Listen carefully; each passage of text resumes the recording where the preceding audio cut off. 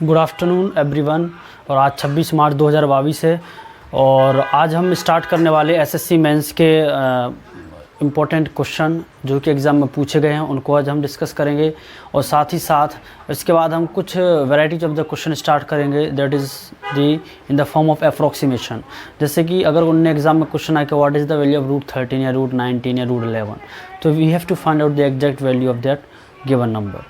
ठीक है, जैसा कि मैंने आप लोगों के लिए बताया कि लास्ट की हमारी बस 1-2 लेक्चर और हैं, इसके बाद हमारा ये जो क्लास है, ये जो हमारा जो चैप्टर है ये कंप्लीट हो जाएगा, है ना। एक हिसाब से देखा जाए ऑल इंडिया लेवल पर जितनी भी एग्ज़ाम आती है उनसे बाहर एक भी क्वेश्चन नहीं जाएंगे, है ना। सर्ड सेकंड इंडाइसिस के जो भी हमारे पास अभी तक की 28 क्लासेस हो चुकी हैं, उसके बाद ये हमारी क्लास नंबर 29 है। ठीक है, तो हमने लास्ट क्लासेस में शीट नंबर 1 जो हमने की थी पहले सॉल्व, उसमें अप्रॉक्स 91 क्वेश्चन सॉल्व किए थे। और इसके बाद हमारी जो शीट नंबर 2 स्टार्ट हुई थी सर्च एंड डाइसिस में, जो कि हमने क्वेश्चन नंबर 60 तक हम सॉल्व कर चुके थे उनके कल की क्लास में।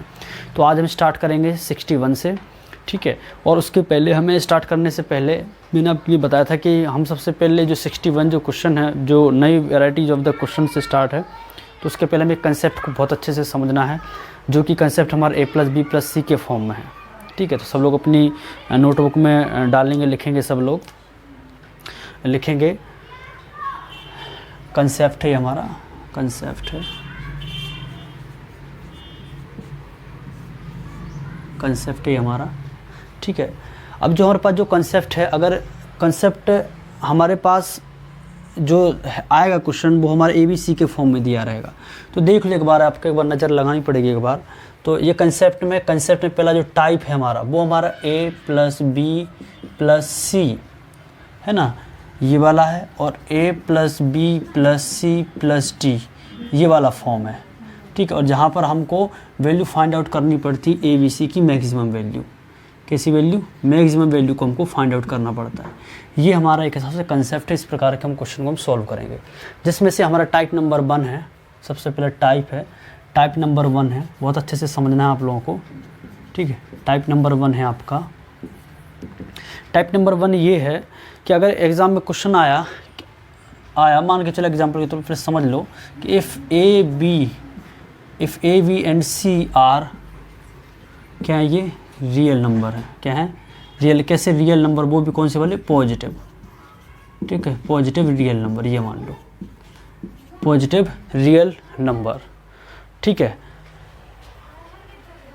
कोई डाउट है ना। तो हमको पता करना है, अगर एग्जाम्पल के तौर पे पहला पूछ लिया मैंने कि इफ़ A+B+C = हमने पूछा ये 24 है। ठीक है, पहले क्वेश्चन किसके डिस्कशन कर रहे हैं कि ABC ये सब कैसे रियल पॉजिटिव नंबर है, कैसे रियल पॉजिटिव नंबर है। तो अगर एग्जाम में आ गया कि if A+B+C = 24 then what is the value of maximum value of ABC, maximum value of ABC, ये हमारा क्वेश्चन बन गया आपके लिए। तो क्या इसकी ABC की मैक्सिमम वैल्यू होगी। ठीक है, बट बात को समझो, इसका मतलब क्या हुआ कि जो 24 ये फिक्स्ड है। अब यहाँ पर जो हमारे पास जो वैल्यू फिक्स है 24, मतलब हमारे पास ये तीनों नंबर हैं A, B और C, इन तीनों का अगर हम सम करते हैं तो हमारे पास 24 आता है। कितना आता है, 24। तो जो भी हमारे पास ABC की जो वैल्यू आएगी, अगर हम उसको प्रोडक्ट करके आंसर दें और हमको मैक्सिमम वैल्यू बताना है, मतलब हमको पता करना है इसकी मैक्सिमम वैल्यू ABC की, हमारे पास मैक्सिमम वैल्यू पता चलेगी तो ये वैल्यू पुट करके मैक्सिमम वैल्यू हमारी A, B और C की आएगी वैल्यू। मतलब ये जो ABC है ये इनटू में है। ठीक है, इनटू में है ये, ध्यान से। ABC मतलब A+B+C। तो यहाँ पर प्रॉपर एक पर्सनल एक वैल्यू निकालनी पड़ेगी तीनों की।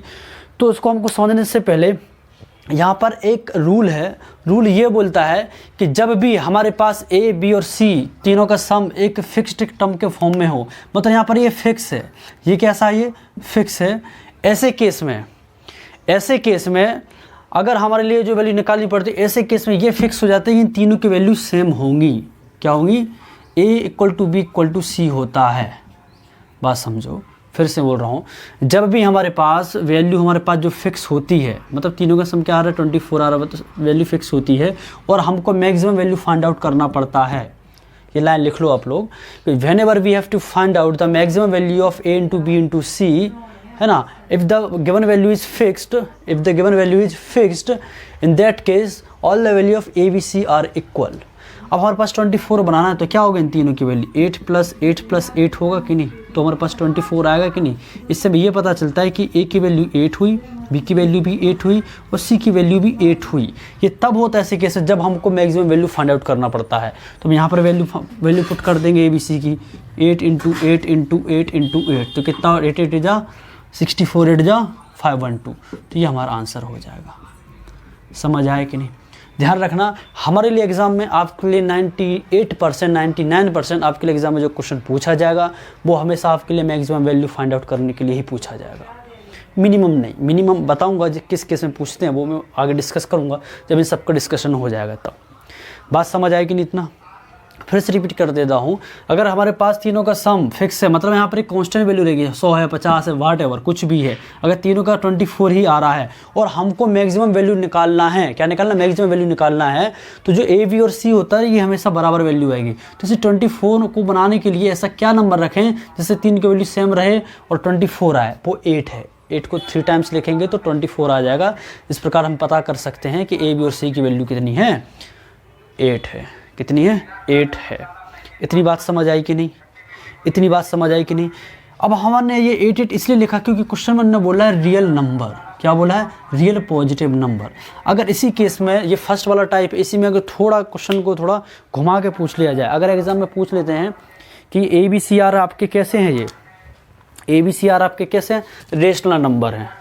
क्या पूछा गया, रेशनल नंबर हैं, क्या हैं, रेशनल नंबर हैं। इसी में स्टार बना के समझ लो, है ना। इसी केस में पूछ लिया कि a + b + c बराबर 24 है और हमको ए बी सी की वैल्यू फाइंड आउट करनी है मैक्सिमम वाली, मतलब ज़्यादा से ज़्यादा। और यहाँ पर हमने पूछ लिया क्वेश्चन में कि जो यहाँ पर हमने जो लिखा है ना रियल पॉजिटिव नंबर, तो हम यहाँ पर मान लेंगे रेशनल नंबर। क्या मान लेंगे, रेशनल नंबर। कोई डाउट, ये ब्लू से हमने इसलिए लिखा पेन से जिससे आपको थोड़ा समझ आए कि सर कुछ अलग चीज़ बताना चाह रहे हैं हाईलाइट करके। क्लियर है। तो ये हमारे पास कैसा है, a + b + c 24 A B C maximum है और पूछ लिया कि ए बी सी यहाँ पर कैसे हैं, रेशनल नंबर। तो इस केस में हम क्या करेंगे, क्या हो हमारे पास वैल्यू की, तो ध्यान से रखना हमारे पास जो वैल्यू आ रही है, हमारे पास जो वैल्यू आ रही है ए बी सी को, तो हम इसको क्या लिखना पड़ेगा, रेशनल मतलब जो p/q के फॉर्म में, फ्रैक्शन के फॉर्म में लिखना पड़ेगा। तो 24 को क्या लिखोगे, 3 टाइम, मतलब 8 8 हो रहा, तो अपन को क्या लिखना पड़ेगा, कितना लिखना पड़ेगा।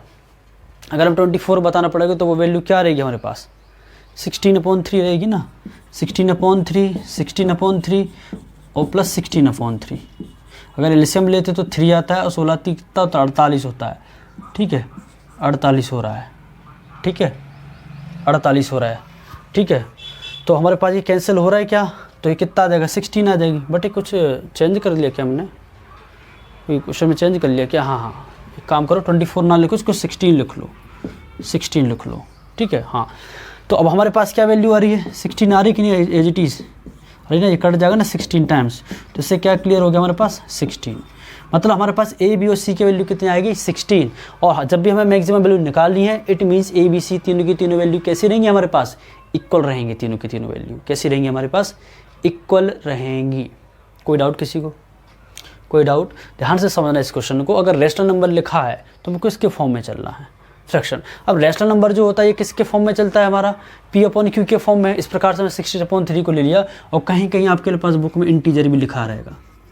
क्या लिखा रहेगा, इंटीजर। तो उस केस में भी आपको यही अप्लाई करना है। इंटीजर रेशनल नंबर पूछे तो आपके लिए ये वाला कंसेप्ट अप्लाई करके you have to find out the answer.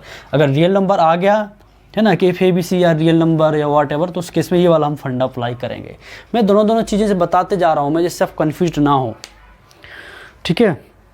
कोई डाउट, कोई डाउट किसी को, हाँ बोलो भाई, कोई डाउट। अच्छा, उसके फॉर्म में चलो, यही a + b + c = 16 पूछ लिया। अब मान के चलो कि यहाँ रेशनल नंबर ना पूछ के अब मैं पूछ रहा हूँ कि ये रियल पॉजिटिव नंबर है, तो दूसरा क्वेश्चन बता रहा हूँ क्या है, रियल पॉजिटिव नंबर। तो क्या हो जाएगा, क्या क्या ऐड करोगे यहाँ पर, क्या ऐड करोगे फिर बताओ। अगर मान के चलो अभी रेशनल नंबर माना, अब मान लिया कि ए बी सी आप बात से आपके रियल नंबर हो गए, रियल पॉजिटिव नंबर से, तो क्या वैल्यू लोगे आप, हाईएस्ट। क्या हाईएस्ट वैल्यू लोगे, तो समझो अगर हमारे पास क्वेश्चन यही आ गया है कि a + b + c = 16 देना है और ये तीनों के तीनों ए बी सी क्या हैं आपके, क्या है ए बी सी, ये आपके रियल पॉजिटिव नंबर हैं, real positive number, real positive number, ठीक है। तो उस केस में हमें ABC की वैल्यू लेना पड़ेगा, जैसे तीनों के सम 16 हो जाएगा। 5 और 5 10 ले लिया, इसको 5 ले लिया, तो इसको भी हमने 5 ले लिया, 10 हो जाएगा।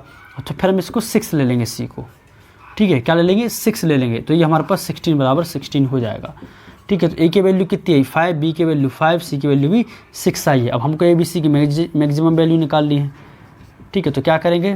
5 × 5 × 6, तो कितना हो जाएगा? 150। 5 25 5 125 छक्के 150, 150 हो जाएगा हमारा ये, ठीक है। यहाँ तक किसी कोई doubt? Is there any doubt anyone? समझ आए कि नहीं? समझ आए कि नहीं आप लोगों को? जवाब दीजिए, है ना। तो ये तो बहुत आसान था, ठीक है। आ गया समझ में? चलो, अगर समझ में आ गया होगा तो अब एक मुझे क्वेश्चन बताओ आप लोगों के लिए, है ना। ऐसी सेम टू सेम क्वेश्चन दे रहा हूँ मैं एक, वो मुझे बताओ क्या होगा आंसर।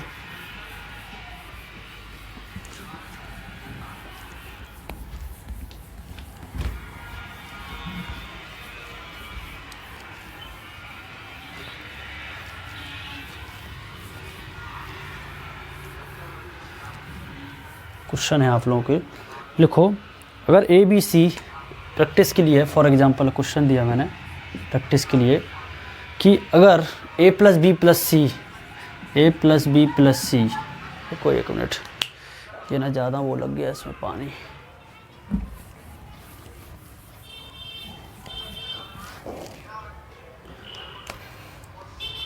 A + B + C = 41 है ना। ये क्वेश्चन है नेक्स्ट, आप लोगों को सोल्व करना है।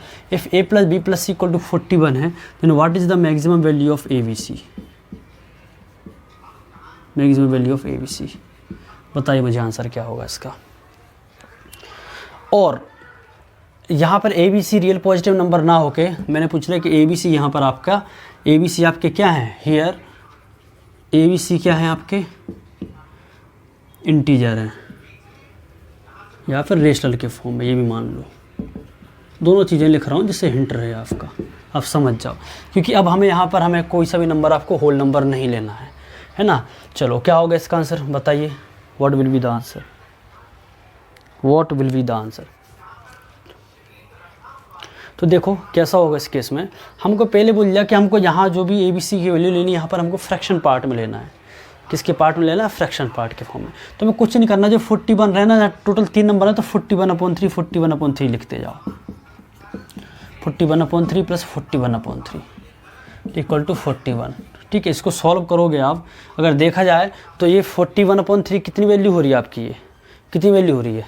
3 × 1 = 3, बचा 1 3 3 × 9, ठीक है। वहाँ जो 2 23 6 जा तो 13.66 आएगा। कितना आ रहा है? 13.66 13.66। अगर इन तीनों को ऐड करोगे तो आपको 41 ही आएगा, = 41 हो गया ये। कोई डाउट? या फिर जैसा पर मैंने सिंपल फॉर्म में सिखाया, एलसीएम ले लोगे तो 3 आएगा, और 41 + 41 + 41 ऐड कर दो, ठीक है। तो यहाँ 3 हो जाएगा, और यहाँ पर कितना होगा? 123/3, ठीक है। 3 चौक 12 और 3 × 3 कट गया, 41 हो गया आपका। तो ऐसे भी कर सकते हो, ऐसे भी कर सकते हो, योर विश, ठीक है। तो हमारे पास जो मैक्सिमम वैल्यू क्या निकालना है, हमारे पास क्या आएगी? अभी हाल मैंने बताया था, जब whenever we have to find out the value, क्या मैक्सिमम वैल्यू, तो हमेशा तीनों की वैल्यू सेम होती है। तो देखो तीनों वैल्यू सेम ही है, यहाँ भी आ रही इस फॉर्म में, इस फॉर्म में हमने तीनों की तीनों वैल्यू सेम ही है। तो हम क्या करेंगे? तीनों का मल्टीप्लाई करके, मतलब देखा जाए तो हमारे पास क्या आ रहा आंसर है? 41/3 है ना। 41/3 और 41/3 और 41/3, मतलब देखा जाए 41/3 का होल क्यूब करके you will find out the answer. कर लेना, 41 का क्यूब सिखाया, 3 का क्यूब 27, ठीक है। कोई डाउट यहाँ तक? तो इस प्रकार से आपको क्वेश्चन सॉल्व करना है, ठीक है। अब हम पढ़ेंगे आगे कि अभी हमने A + B + C के फॉर्म वाला क्वेश्चन को डिस्कस कर लिया है। अब हमें पढ़ना है A + B + C + D के फॉर्म में। तो मैंने यहाँ पर लिखा है कि इफ़ A, B, C और D are real positive number हैं, किस प्रकार है? इस प्रकार हैं। मान लीजिए कि आपके लिए क्वेश्चन में देकर रखा है कि A + B + C, A + B + C + D = है आपके लिए 6 है। क्या है? 6 है। तो आप फाइंड करके बताइए then what is the value of 1 + A, 1 + B, 1 + C, 1 + D, ठीक है। हमें इसकी वैल्यू बतानी है, और वो वैल्यू क्या बतानी है? हमें इसकी मैक्सिमम वैल्यू बतानी है, ठीक है। ऐसा अगर क्वेश्चन आता है तो क्या इसकी वैल्यू होगी? इसकी वैल्यू क्या होगी। ठीक है, if A plus B plus C plus D equal to 6 और 1 plus A 1 plus B 1 plus C 1 plus D, इन सब की मैक्सिमम वैल्यू बताना है, तो इसका आंसर क्या होगा। इस प्रकार का क्वेश्चन आ चुका है एग्जाम में, और वही पूछा गया है CHSL में, SSC CHSL। ठीक है, SSC CHSL में पूछा गया है ये, और ये 2019 में पूछा गया है। ठीक है, तो ये क्वेश्चन सेम टू सेम पूछा गया एग्जाम में कि अगर if A plus B plus C plus D equal to 6 है और 1 plus A 1 plus B 1 plus C 1 plus D, उनको मैक्सिमम वैल्यू बताना है अगर ए बी सी आर हमारे कैसे हैं, ये रियल पॉजिटिव नंबर। ठीक है, मतलब वास्तविक धनात्मक संख्याएं हैं। तो मुझे बताइए इसका आंसर क्या आएगा। First of all you should try from your side, then I will explain it. ठीक है, आ रहा है? तो समझ लो, इस क्वेश्चन में कुछ नहीं करना है, बहुत ही आसान है क्वेश्चन, इतना परेशानी होने की ज़रूरत नहीं है। अब हमें करना क्या है, अगर हमारे पास पहले से हमने तुमको बताया है कि जब भी अब ए बी सी हो और ए को नंबर दे दिए तो डी दे दिया, कोई इशू नहीं है, चाहे ई दे दें, कोई दिक्कत नहीं। यहाँ पर दे रखा है कि A B plus C plus D equal to 6 है और 1 प्लस सब में ऐड कर दिया और इसकी मैक्सिमम वैल्यू बताना है। अब ध्यान से हम नोटिस कर इस पर करना मैक्सिमम पर। जब भी हमारे पास इस प्रकार का जब भी केस होता है, तो जब भी हमको मैक्सिमम वैल्यू निकालनी पड़ती है, तो ये डिफाइन हो जाता है कि इसकी वैल्यू क्या होंगी, सेम होंगी। बताया था मैंने अभी हाल, इसकी वैल्यू सेम होगी ए बी सी डी की। ठीक है, तो हमें क्या करना है कि अब हमें क्या करना है, यहाँ पर अगर हम 1 सब में ऐड कर दें, इसको इसके फॉर्म में बनाने के लिए इसके ए के आगे 1 प्लस कर दिया। ठीक है, इस ए के आगे, फिर प्लस इसके 1 प्लस बी के आगे भी 1 प्लस कर दिया, 1 प्लस बी, सी के आगे भी 1 प्लस सी कर दिया, और डी के आगे 1 प्लस डी कर दिया। और 6 का 6 है, और हमने कितने बार 1 ऐड कर लिया, 1 2 3 4 है ना। तो यहाँ पर 1 प्लस 1 प्लस 1 प्लस 1 प्लस कर दिया। हमने कितने बार कर दिया, ये 3 हुए ना, एक 4, ये 4 टाइम्स हमने 1 को कर लिया। मतलब 6 और प्लस 4 ये कितने हो गए, ये 10 हो गया। अब ध्यान से देखो, ये 1 प्लस है, 1 plus B 1 plus C 1 plus D है, 1 प्लस डी है ना। मतलब एक हिसाब से देखा जाए इस क्वेश्चन को, अगर 1 प्लस सी को एक्स मान ले, 1 प्लस बी को वाई, 1 प्लस सी को है ना जेड मान लें, और इसको मान के चलो डब्ल्यू का फॉर्म बन गया। मान के चलो मैंने लिख दिया कि भाई ये आपका एक्स है, ये वाई है, ये जेड है और ये डब्ल्यू है, कि हमें इसकी मैक्सिमम वैल्यू बतानी है। ऊपर से समझो क्वेश्चन को। और ये क्या हमारा एक्स है प्लस वाई है प्लस जेड है और प्लस ये डब्ल्यू हो गया। तो बात तो वही हो गई ना, प्लस बी प्लस सी वाला। बात समझ आ रही कि नहीं। मतलब इसके अंदर ये जो फॉर्म जो बन रहा है वो इसी का फॉर्म है, इसी का फॉर्म, मतलब इसी का ही फॉर्म बन रहा है जो हम चीज़ें समझ रहे हैं। अगर A plus B plus C plus D का ही फॉर्म है, हम X plus Y plus Z plus D Z W माने, तो बात समझ आई कि नहीं। तो मैंने इसको थोड़ा रफ कर दिया मैंने, कि ये थोड़ा फॉर्म समझाने के लिए मैंने लिखा है, बाकी इसका क्वेश्चन जितना ज़्यादा यूज नहीं है, बट समझो चीज़ों को। अब यहाँ पर लिखा 1 plus A 1 plus B 1 plus C 1 plus D, मतलब एक हिसाब से देखा जाए तो ये हमारा 1 प्लस ए इसका ही फॉर्म बन गया, ये है इसका ही फॉर्म बन गया ना। ये तो ब्रैकेट लगा दिया मैंने। और ये कितना हो रहा है हमारे पास, मतलब ये हमारे पास 4 टर्म होंगे, 1 2 3 4, और चारों टर्म के ऐड करने पर कितना हो रहा है, 10 हो रहा है ये, है ना। तो हम क्या लिखेंगे, 10/4 10/4 10/4 10/4 और 10/4 लिखेंगे कि नहीं। 10/4 मतलब क्या हो रहा है, 5/2 हो रहा है ना। 2 से डिवाइड करोगे तो 5/2 आएगा। कितना आएगा, 5/2 इक्वल टू 10 है।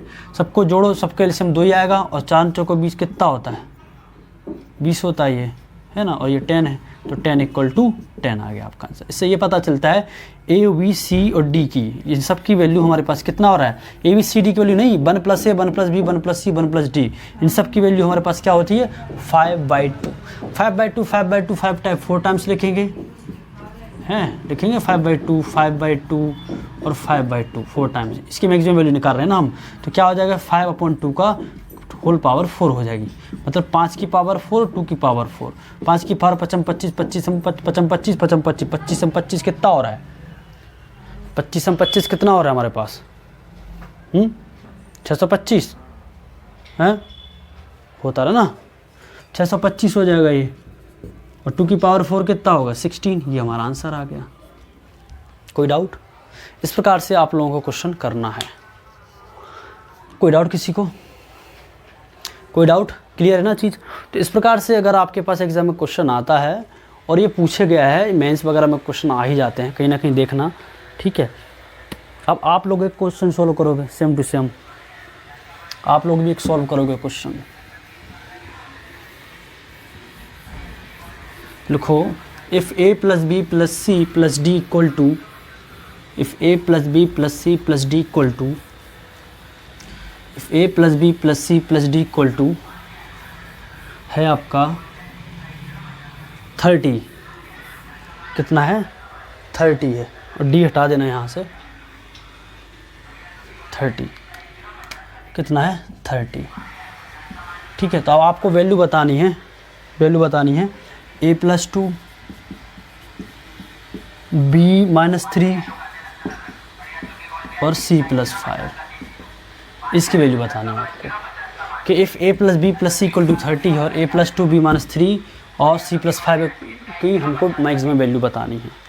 कुछ नहीं करना है, समझो, कुछ नहीं करना है, जहाँ जहाँ ए बी और सी का यहाँ पर जितना जोड़ रहा कम हो रहा उतना लिखेंगे। 30 यहाँ लिखा हमने एज इट इज़, ए है, ए के साथ a प्लस 2 कर दिया, a प्लस 2 कर दिया तो मैं यहाँ प्लस 2 कर दिया, यहाँ b है माइनस के साथ 3 कर दिया हमने, तो प्लस लिखा b और यहाँ माइनस 3 किया एक्स्ट्रा, तो यहाँ भी माइनस 3 कर देंगे। प्लस c लिखा, यहाँ पर प्लस 5 है तो यहाँ भी मैंने प्लस 5 कर दिया, तो यहाँ भी प्लस 5 हो जाएगा। ये केस हमारा बन गया है एक्स वाई प्लस जेड वाला, बन गया ना। और ये कितना हो जाएगा, यहाँ पर प्लस प्लस सेट करो तो ये 30 2 32 और 5 37 में से 3 गए 34 हो जाएगा। कितना हो जाएगा 34। मतलब हमारे पास a plus 2 b minus 3 plus c plus, एक हिसाब से देखा जाए एक्स वाई जेड का ही फॉर्म बनना, अभी मैंने सिखाया था X plus Y plus Z equal to 30, और हम लोग को मैक्सिमम वैल्यू निकालना सबकी, तो सबकी वैल्यू कैसी होंगी, बराबर ही होंगी। ठीक है, तो 3 टाइम्स है तो 34 लिखा है तो 34/3 लिखेंगे, 3 टाइम्स है तो अपन में 3 आ जाता है। ठीक है, 3 टाइम अगर 4 हुई तो 4 लिखते हैं हम फिर। ठीक है, ये सबको सॉल्व करोगे तो 34 इक्वल टू 34 ही आएगा। इससे ये पता चलता है कि 34/3 सबकी वैल्यू बराबर होगी, तो 3 टाइम 30, ये इसका मैक्सिमम वैल्यू निकालेंगे तो 34/3 का हम क्यूब करके you will get your answer. कोई डाउट किसी को? Is there any doubt? Clear है इतना, ये समझ आया? तो ये हमने ये वाला टाइप हमने देख लिया, 1-2 क्वेश्चन में हमने देख लिया, और आपको लोगों के भी क्वेश्चन दिए थे करने के लिए, वो भी आप लोगों ने भी थोड़ी बहुत प्रैक्टिस कर ली है। अब हम आगे इसको डिस्कस करेंगे। अब हम कि अभी हमने बात किसकी कर ली थी यहाँ पर, अभी हमने बात करी है कि अगर ए बी और सी और डी ये हमको वैल्यू निकालना, अगर सम फिक्स हो और इसकी मैक्सिमम वैल्यू निकालने के लिए। अब आप लोग सोच रहे होंगे सर मैक्सिमम मिनिमम में आएगा, तो जिस प्रकार से मैंने बताया कि आपके लिए एग्जाम में 98 से 99% आपके लिए क्वेश्चन जो आएगा वो मैक्सिमम से ही आएगा। अगर a plus B plus C plus D और a plus B plus C का पूछा है तो सम वाले का। अब जो मिनिमम वाले जो क्वेश्चन आते हैं कि अगर एग्जाम में आ गया कि मिनिमम वाला, तो इसका नेक्स्ट कंसेप्ट है वो देख लो। अगर हमारे पास मिनिमम में क्वेश्चन आए पूछने के लिए तो हम कैसे क्या करेंगे, तो देख लो वो कहानी क्या है। अगर मैंने बोला if A B equal to A into B equal to 36, ठीक है, a into B equal to 36 है, और मैंने इसका बोला है कि भैया इसका सम का मिनिमम वैल्यू बताइए, मिनिमम वैल्यू बताना है, इसकी मिनिमम वैल्यू क्या होगी। उस वाले क्वेश्चन में क्या दिया रखता था, हमारे पास सम दे रखते थे तो हम इसका प्रोडक्ट पूछते थे वो मैक्सिमम के फॉर्म में। अब यहाँ पर क्या दिया रहेगा, अगर आपके पास क्वेश्चन आएगा मिनिमम में तो वो सिर्फ सम के फॉर्म में आएगा। ठीक है, चाहे 2 टर्म हो चाहे 3 टर्म हो, बट ज़्यादातर एग्जाम में अभी तक जो पूछे गए वो सिर्फ 2 नंबर्स के लिए पूछा गया प्रोडक्ट के फॉर्म में। ठीक है, तो हमारे पास इसका मतलब ये हुआ कि अगर a into B equal to 36 है तो हमारे पास a और b की ऐसी वैल्यू निकालनी इसकी मिनिमम वैल्यू क्या होगी। तो थोड़ा बहुत समझो, मैं ब्लू मार्कर से लिख रहा हूँ, ध्यान से समझना थोड़ा, कि हमारे पास ऐसे क्या होंगे, ऐसे हमारे पास बहुत सारे नंबर हैं कि अगर हम उन दोनों का मल्टीप्लाई करें तो 36 आएगा। अगर मान के चलो a की वैल्यू 1 है तो b की वैल्यू कितनी रही है 36, तो भी हमारे पास 36 आ रहा है कि नहीं, 36 आ रहा है कि नहीं। तो इनका सम कितना होगा a प्लस बी, तो कितना आ रहा है 37 हो रहा है। अगर नेक्स्ट क्या है 2 इंटू 18 कर रहे हैं हम, तो कितना हो रहा है ये हमारे पास 18 दूनी 36 ही आ रहा है, तो ये कितना हो रहा है 20 हो रहा है। ठीक है, 3 से करेंगे, 3 इंटू 12 करो तो कितना आ रहा है 12×3 36 ही आ रहा है, और दोनों का सम कितना हो रहा है 15 हो रहा है। ठीक है, 4 से करें क्या, 4 9 36, हाँ 4 इंटू 9 करो तो 36 आ रहा है, और 4 और 9 कितना हो रहा है 13 हो रहा है। ठीक है, अब नेक्स्ट क्या है हमारे पास 4 5 से कितना होने, तो हम क्या 6 लेते हैं, तो 6 इंटू 6 36 आ रहा है, तो इनका सम कितना करते हैं 12 आ रहा है।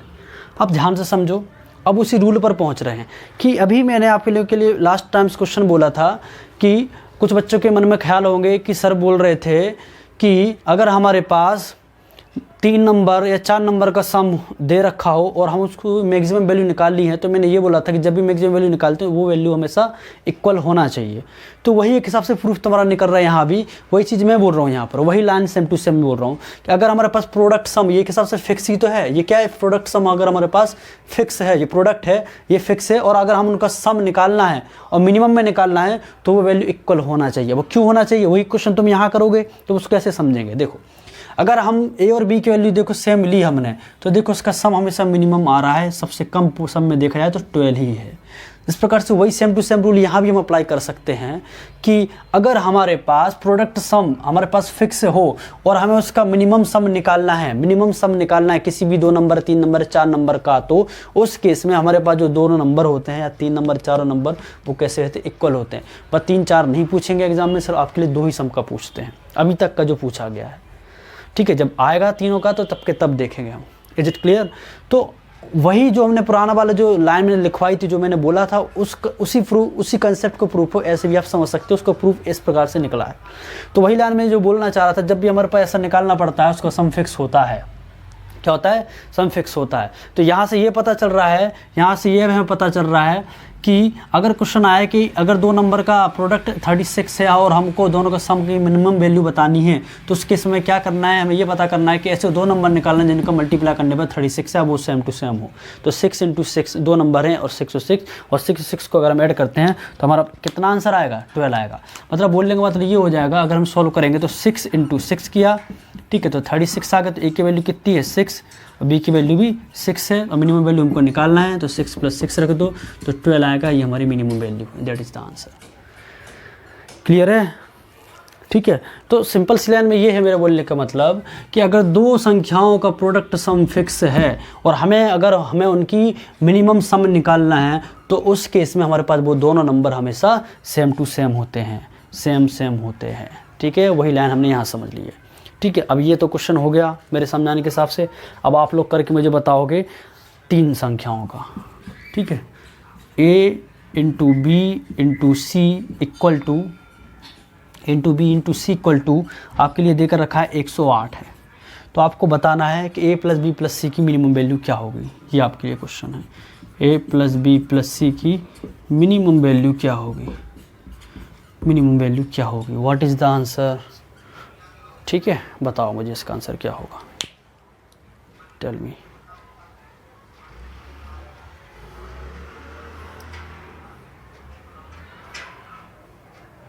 अब ये 3 सम का है, ये अगर कर पाओ तो बता दो। थोड़ा सेम नहीं है, थोड़ा दिमाग लगाना पड़ेगा आपको, थोड़ा एक्स्ट्रा दिमाग लगाना पड़ेगा इसमें आपको।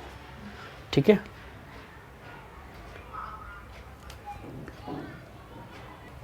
बताओ क्या होगा आंसर। तो समझ लो, अभी हाल मैंने आपके लिए बोला ना कि वो तीनों के तीनों नंबर कैसे होंगे, सेम होंगे जब भी हमारे पास मिनिमम निकालना है। तो अभी हाल मैंने वही बोला था ना, वही लाइन हम यहाँ पर यूज करेंगे। क्या बोलेंगे, वही same to same line we will use here. क्या यूज करेंगे, हम ये यूज करेंगे कि मान के चलो ए बी सी तीनों की तीनों वैल्यू x हैं। क्या है, x है। तो ये कितना आ रहा है, 108 हो रहा है। तो ये क्या हो जाएगा, x⁻³ हो जाएगा, ये 108 हो गया।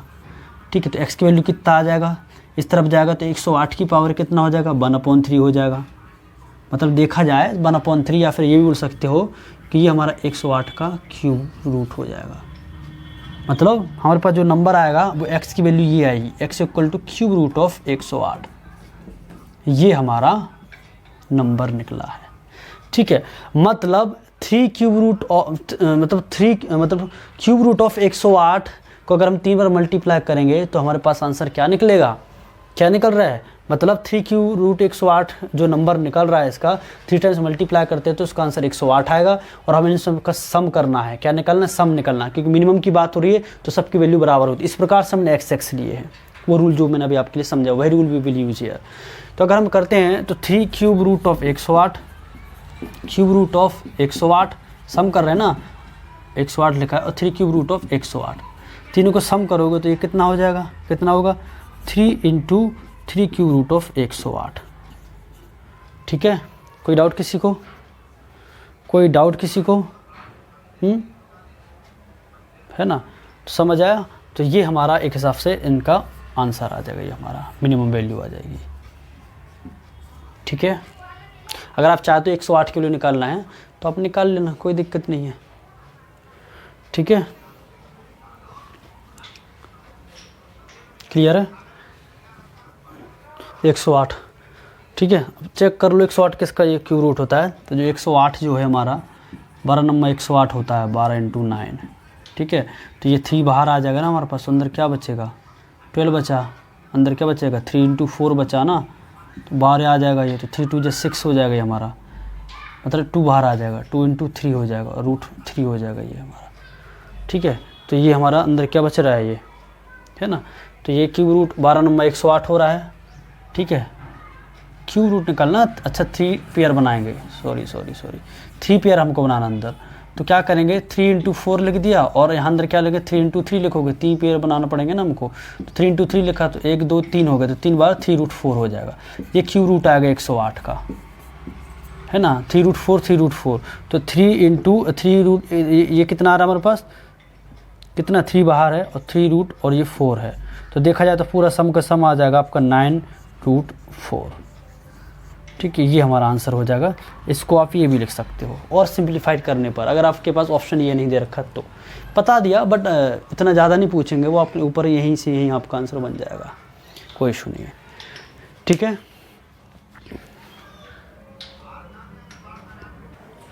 ठीक है, तो यहाँ तक कि हमारा जो a + b + c और a + b + d वाला ये यहाँ तक का जो सफ़र था ये कंप्लीट हो चुका, मतलब ये वाला टॉपिक हमारा कंप्लीट हो गया यहाँ से। अब मैंने आप लोगों के लिए बोला था अब हमें पढ़ना है अप्रॉक्सीमेशन। क्या पढ़ना है, अप्रॉक्सीमेशन, ठीक है। कभी कभार एग्जाम में क्वेश्चन आ जाते हैं अप्रॉक्सीमेशन के, ठीक है, क्लियर है। तो अब हमें अप्रॉक्सीमेशन के जब हमें क्वेश्चन करना है, यहाँ पर जब हमारे लिए अप्रॉक्सीमेशन के क्वेश्चन करना है तो अप्रॉक्सीमेशन के क्वेश्चन कैसे पूछ लिए जाएंगे। मान के चलिए कि क्वेश्चन पूछ लिया उन्होंने कि what is the value of √10, what is the value of √10, what is the value of √53, ठीक है। मतलब परफेक्ट स्क्वायर नंबर नहीं पूछा, परफेक्ट स्क्वायर 49 आ जाएगा, 64 आ जाएगा, उसका क्या होएगा, ठीक है। मतलब इरेशनल नंबर की वैल्यू निकालना हमको सीखना है। नेक्स्ट आ गया, मान के चलो √116। तो क्या करेंगे ऐसी सिचुएशन में, how can we solve the question, are you getting my point. तो सब लोग कोई जानता है how can you find out the values of these irrational number, बताओ भाई। कभी सॉल्व किए इसके पहले, कभी है सॉल्व किए, जवाब दो भाई।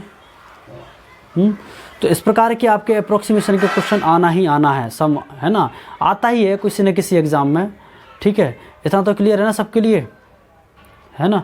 तो ध्यान से देखेंगे, हमें करना क्या है कि अगर हम √10 की वैल्यू निकालना है तो हम √10 यहाँ रखेंगे, ये स्क्वायर रूट निकाल रहे हैं हम पहले। तो ये बताओ कि 10 के सबसे पहले ऐसा परफेक्ट स्क्वायर नंबर क्या, परफेक्ट स्क्वायर नंबर ऐसा जिसका अगर हम स्क्वायर करें तो वो एक नंबर आएगा, उसका भी स्क्वायर रूट निकालें तो वही नंबर बन जाए।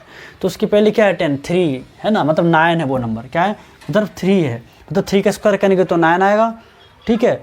और 10 से और आगे करेंगे तो क्या 4 हो रहा है, तो हमारे पास यहाँ एक 3 आ जाएगा और यहाँ पर क्या आ जाएगा है 4 आ जाएगा। कोई डाउट किसी को। हम ऐसा लिखेंगे क्योंकि 10 के पहले मतलब 9 आता है, मतलब 9 किसका स्क्वायर रूट है 3 का है, और उसके बाद क्या था 10 के बाद एक 4 नंबर है, मतलब 16 है, 10 के जस्ट बाद नंबर क्या है 16 है, जिसका स्क्वायर रूट 4 आता है, ठीक है। कोई डाउट यहाँ तक। अब हम क्या करेंगे, जो हमारे पास 3 और जो 4 आया है यहाँ पर, ठीक है, इसके जस्ट पहले क्या 3 है, तो हम क्या लगाएंगे इसको सोल्व करने के लिए, यहाँ पर हम लिखेंगे 3 लिखेंगे और प्लस का साइन लगाएंगे। हम कौन सा साइन लगाएंगे, प्लस का साइन लगाएंगे। कोई डाउट।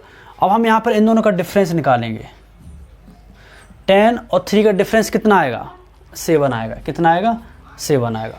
और 4 और 3 का डिफरेंस कितना आ रहा है हमारे पास 1 आ रहा है। तो ये जो डिफरेंस आया है वो हमको न्यूमरेटर डोमिनेटर के फॉर्म में आएगा, तो 1 लिखेंगे ऊपर, और इन दोनों का डिफरेंस कितना आ रहा है 7 आ रहा है ये हमारा। कोई डाउट। अब इसको हम सॉल्व करेंगे, 3 + 1/7 होता है, 7 का करेंगे उसमें तो 0.1 हो जाएगा, ठीक है। 3 बचा, अब ये कितना हो जाएगा हमारे पास 4 हो जाएगा, फिर 2 आ जाएगा, तो फिर हमारे पास कितना हो जाएगा 2 हो जाएगा। 3.0142 हो रहा है। कोई डाउट, कोई डाउट। तो 3.0142 हो रहा है, ऐड करेंगे 3 को तो 3.142, ये हमारे पास मतलब पूरी वैल्यू आ जाएगी √10 की, ठीक है। That is the answer. फिर से रिपीट करके बता देता हूँ कैसे करना है। हम सबसे पहले √10 को एज इट इज लिखेंगे। 10 के पहले हम एक परफेक्ट स्क्वायर नंबर लिखेंगे, वो हमारा 3 है, और 10 के बाद नेक्स्ट परफेक्ट स्क्वायर नंबर 4 है। मतलब 10 के पहले एक 9 होता है, एक ऐसा नंबर है कि अगर इसको स्क्वायर रूट निकाल दें तो वो 3 होता है, तो वो हम 3 यहाँ लिखेंगे। और 10 के जस्ट बाद कौन सा हो रहा है, 16 होता है। 2 स्क्वायर रूट तो हमने पढ़ा है ना, 2 का स्क्वायर 4 होता है, 3 का स्क्वायर 9 होता है, 4 का 16, 5 का 25, 7 का 49, 8 का 64। ठीक है, तो ये जो नंबर है हमारे पास, ये सब एक परफेक्ट स्क्वायर नंबर होते हैं। ठीक है, ये हम ऑलरेडी पढ़ चुके हैं, लास्ट के देखना प्ले लिस्ट, कैलकुलेशन, सिम्प्लीफिकेशन और नंबर सिस्टम वगैरह, सर्ट्स एंड डाइसेस में भी डिफाइन किया है।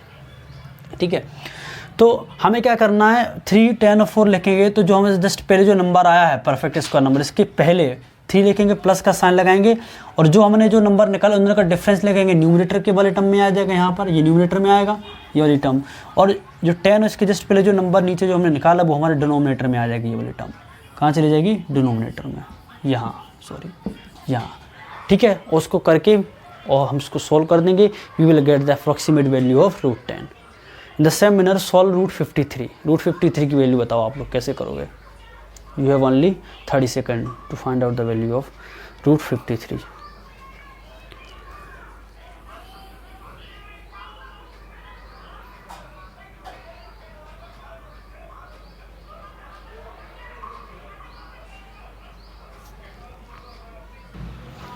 अच्छा, कन्फ्यूजन हो रहा होगा। चलो एक काम करो ना, इसको दूसरे तरीके से समझ लो। ठीक है, और ऐसे में तो कन्फ्यूज हो जाओगे कभी कभार, तो इसी को दूसरे फॉर्म में भी आप आंसर निकाल सकते हो। 3 डेज मतलब 142 है, इसको एक और देख लो कैसे करोगे। 3, 4 लिखा, पूरा 9 और 16 भी लिख के भी कर सकते हो, देखो कैसे, वही सेम टू सेम है। देखो मान के चलो हमने जैसे √10 बोला, √10 को एज इट इज लिख लिया मैंने यहाँ पर। √10 के पहले एक ऐसा स्क्वायर, कौन सा परफेक्ट स्क्वायर नंबर, वो हमारा 9 है। क्या है, 9 है, और इसके बाद क्या है, 16 है। चीज़ वही प्रोसेस हमको करनी वापस, 9 और ये 16 है, इन दोनों का डिफरेंस कितना आ रहा है हमारे पास। अब ये 9 हम कैसे लिखेंगे, 9 के स्क्वायर रूट क्या होता है हमारे पास, 3 होता है ना, तो यहाँ 3 लिखेंगे हम एज इट इज़। क्या लिखेंगे हम, 3 लिखेंगे। क्या लिखेंगे हम, 3 लिखेंगे। ठीक है, प्लस का साइन लगाएंगे। न्यूमरेटर में क्या है, 16 और 9 का डिफरेंस कितना होता है हमारे पास, 16 और 9 का डिफरेंस कितना होगा हमारे पास, है कितना होगा, 16 9 का डिफरेंस 7 होता है। तो हमको जो ऊपर का जो डिफरेंस है वो हम नीचे लिख के भी कर सकते हैं ऐसा, और जो नीचे का जो है 9 और 10 का डिफरेंस कितना होता है, 1 हो रहा है। तो अगर हम ये प्रोसेस ऊपर ले रहे हैं, तो यहाँ अभी हम इसके पहले हमने जो बताया था आपके लिए न्यूमरेटर, क्या बताया था, न्यूमरेटर लगा, तो वो आप यहाँ पर सिर्फ डिनोमिनेटर कर दोगे, और ऐसे में करोगे तो ये हमारा फिर न्यूमरेटर में चला जाएगा। ध्यान रखना इस चीज़ को। तो आप ऐसे भी सोल्व कर सकते हो। तो ये 3 हमने एच डी लिखने में प्लस लगाया। ये अगर आप 3 लेते हो, यहाँ पर 4 लेते हो, तो ऊपर वाला जो डिनोमिनेटर लिया है वो आप न्यूमरेटर लेगो, और यहाँ नीचे जो डिनोमिनेटर आ रहा था हमारा 9 और 10 का, और यहाँ पर न्यूमरेटर लेके भी विल सोल्व द क्वेश्चन। थोड़ा सा स्टेप चेंज हो जाएगी। तो इसी क्वेश्चन को दूसरे फॉर्म में भी कर सकते हो, बट मेरे हिसाब से इस प्रकार से करो सॉल्व। ठीक है, इससे आसानी रहेगी, क्योंकि थोड़ा कन्फ्यूजन नहीं हुआ जल्दी जल्दी में। तो ये मेथोडोलॉजी सही रहेगी आप लोगों को सोल्व करने के लिए, तो इसमें कोई इशू नहीं होगा। उसी प्रकार से आगे क्वेश्चन करूँगा, इसमें और जल्दी हो जाए। क्योंकि कभी कभार क्या होता है, जैसे 10 लिखा तो कभी 3 लिखो या कभी 4 लिख दो, कभी आप मिस्टेक कर दो, बाई चांस यही मेथड आप यूज करो। ठीक है, मैंने आपके लिए दोनों बता दी। अगर आप 3 और 4 लेकर चलना है, तो जो ऊपर जो हमने क्या लिखा है न्यूमरेटर लेकर चलेंगे, और नीचे का जो डिनोमिनेटर ले रहे थे वो ले रहे थे, क्या लिया था, न्यूमरेटर लेते तो फिर यहाँ पर डिनोमिनेटर लेकर चलेंगे। जब हम पूरा नंबर 9 और 60 लेकर चलेंगे, तो ऊपर जो न्यूमरेटर माना था वो डिनोमिनेटर लेंगे, और नीचे जो हमने डिनोमिनेटर माना था उसको न्यूमरेटर ले लेंगे।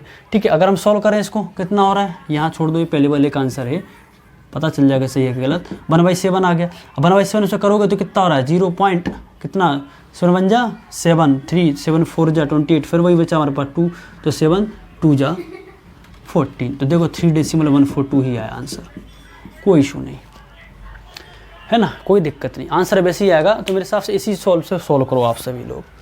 ठीक है, क्योंकि किसी ने ये भी पढ़ा होगा, वो भी पढ़ा होगा, है ना, कहीं और से भी पढ़ लिया होगा दूसरे टीचर से, तो हमने दोनों बता दिए कि कहीं कहीं टीचर ये बता दे, वो ही बता देते हैं। अब ध्यान रखो, हम ये मेथड यूज करेंगे। हम 53 है, 53 में एच डी लिखेंगे। 53 के जस्ट पहले कौन सा परफेक्ट स्क्वायर नंबर है, 49 लिखेंगे, और इसके जस्ट बाद क्या है, 64 है। ठीक है, 53 और 60 इनको लेकर चलना है। तो ये तो हमारा 7, तो 7 तो आ नहीं है, 7 प्लस, ठीक है 7 प्लस तो आ नहीं है, 49 है ना, इसका बेस नंबर क्या हो रहेगा सबसे, इसके जस्ट पहले है तो 7 है तो 7 कर दिया हमने। अब 49 53 का कितना होगा, ये यहाँ पर क्या लेकर चलेंगे, न्यूमरेटर लेकर चलेंगे। बताया था मैंने 53 49 का डिफरेंस कितना होता है हमारे पास, 4 होता है। और यहाँ से आकर डिफरेंस कितना हो दोनों में, जो कि हमारे डिनोमिनेटर में जाएगा। तो कितना बचेगा ऊपर, 14 में से 9 गए बच्चे 5, बच्चा 1 तो हो जाएगा हमारा 7, 5 और 1 6, तो ये 15 हो जाएगा। ये कितना हो जाएगा 15, कोई डाउट। अब 4/15 हो गया, तो हम क्या करेंगे, इसको 7 कर देंगे प्लस, और इसको कितना होगा 0.0 15 चौक 60, 15 3 45, 15 दूनी 30, 30 50 100 है ना, 15 छक्के 90, 0.26 मतलब 7.26 आपका क्या आ जाएगा, इसका अप्रॉक्सीमेट वैल्यू आ जाएगी आपकी।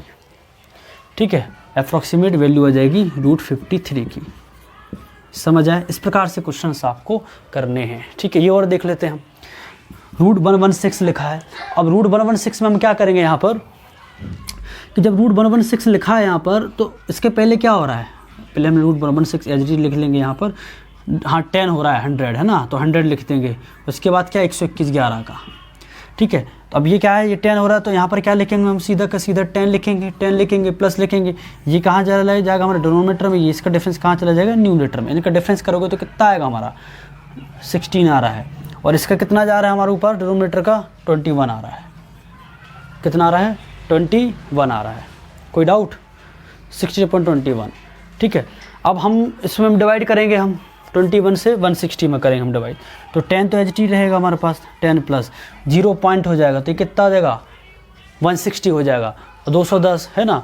तो देखा जाए 21 पंचे 110, 21 छक्के 141 है ना, तो कितने टाइम जाएगा ये 7 टाइम्स, 160 है ना ये, और जाएगा क्या 7 कम से 7 दूनी 14, 144, हाँ 7 टाइम जाएगा ये। ठीक है, तो ये 10.7 आ जाएगा इसकी वैल्यू। ठीक है, तो ये हमारी √116 की वैल्यू आई है, अप्रॉक्सीमेट वैल्यू आई है 10.7। कोई डाउट किसी को, कोई डाउट किसी को। 21 छक्के 126, 21 सत्ते 144, सही है, गुड है ना। तो इस प्रकार से आपको सॉल्व करना है एग्जाम में क्वेश्चंस। ठीक है, मैंने बहुत ही आराम से करा है, क्योंकि हमारी एक रिकॉर्डेड क्लासेस है। ठीक है, आराम से कर रहा हूँ मैं। और देखा जाए तो लाइव क्लास से ज़्यादा बिना स्टूडेंट्स के पढ़ाने में ये हो जाता है कि थोड़ा क्वेश्चन जल्दी हो जाते हैं, नहीं तो वैसे आपको टाइम लग जाता है मुझे बताने में, वेट करना पड़ता है कि आप सॉल्व कर रहे हो। ठीक है, अब इस प्रकार से आपके लिए जो क्वेश्चन दिए हैं, तो इसी बेस्ड पर जो हमारे क्वेश्चन नंबर 60 हो चुके थे, तो 61 इसी बेस्ड पर हैं। ठीक है, जो हम आपके लिए कुछ होमवर्क दे रहा हूँ, मतलब जो आपको करना है, आंसर भी लिख देता हूँ साइड में ही, कि जो आपको घर पे सॉल्व करना है, उसकी प्रैक्टिस करनी है। ठीक है, तो मैंने ये बता दिया अप्रॉक्सीमेशन का। ठीक, तो लिखेंगे सभी लोग लिखेंगे। क्वेश्चन है, लोग find the approximate value of the given 61 है, 60 हो गए थे हमारी कल की क्लास में, 61 से है। फाइंड द अप्रॉक्सी, यहाँ डबल पी कर लेना, फिर approximate value of the given number. ठीक है, ये घर के लिए दे रहा हूँ मैं, ABCD। ठीक है, लिखेंगे पहला है √1, √11 है। ठीक है, आंसर भी लिखे दे रहा हूँ मैं इसका, कि 3.2857। ठीक है, फिर है √114, इसका आंसर है आपका 10.666। फिर है √56, √56 ये है 3.783।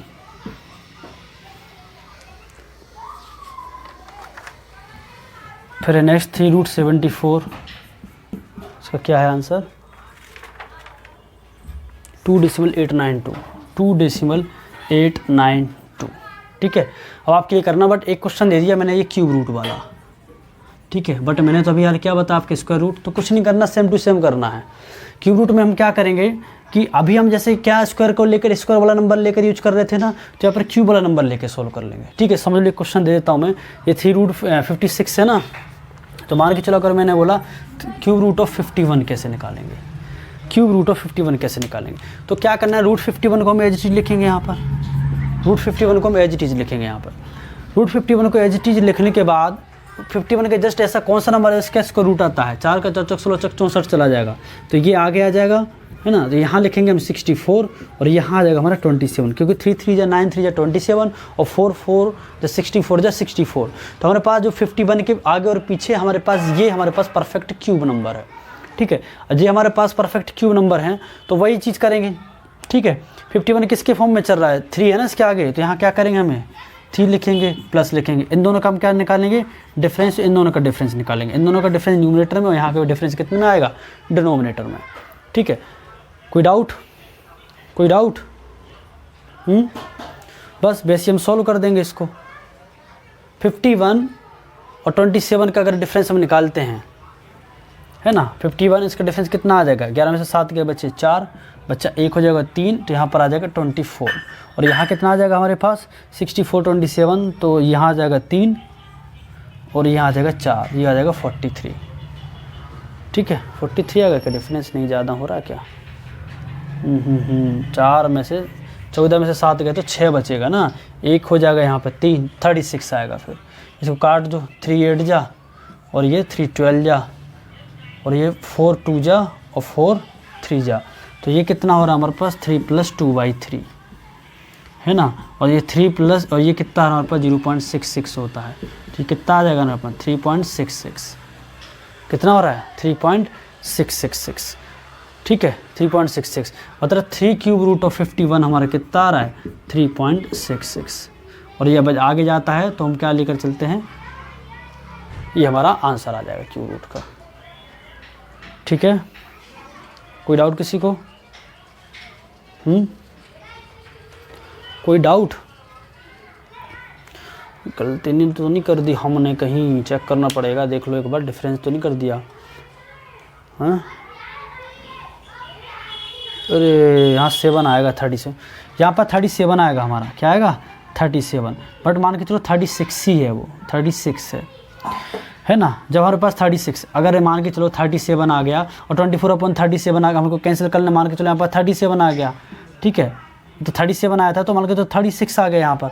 अब इसको काटा पीटी करेंगे ये तो हमारी वैल्यू क्या कम ज़्यादा होगी 3.66, तो मान के चलो इसकी हमारी जो वैल्यू आ रही होगी 3.55 आ रही होगी। फिर ऐसा अप्रॉक्सीमेट वैल्यू दे रहे हैं ना हम, तो एकदम कैलकुलेटर तो लेके बैठे नहीं कि कैलकुलेटर के जैसे आंसर निकले, क्वेश्चन ही लिखा है अप्रॉक्सीमेशन, तो थोड़ा डेसिमल कम ज़्यादा हो सकता है, कोई इशू नहीं, ठीक है। डेसिमल के बाद मतलब आफ्टर 2 डिजिट, डेसिमल के आफ्टर 2 डिजिट बाद कुछ ही कम बढ़ ज़्यादा हो सकती है, ठीक है। तो इस प्रकार से हमको ये क्वेश्चन करना है। ये हमारे थे क्वेश्चन नंबर 60 था, नहीं 60 तो हो चुका है, क्वेश्चन नंबर 61 था, ठीक है। चलो यहाँ तक कंप्लीट है हमारा। अब हम करेंगे क्वेश्चन नंबर 62। अब हम यहाँ पर जो कुछ new varieties of the question है, थोड़ा एक हिसाब से देखा जाए कुछ मिसलेनियस क्वेश्चन है यहाँ पर, ठीक है। तो उनको हम थोड़ा 4 से 6 क्वेश्चन देखेंगे वो हम, फिर आगे हम देखते हैं क्या है, ठीक है। तो मैं रफ करता हूँ।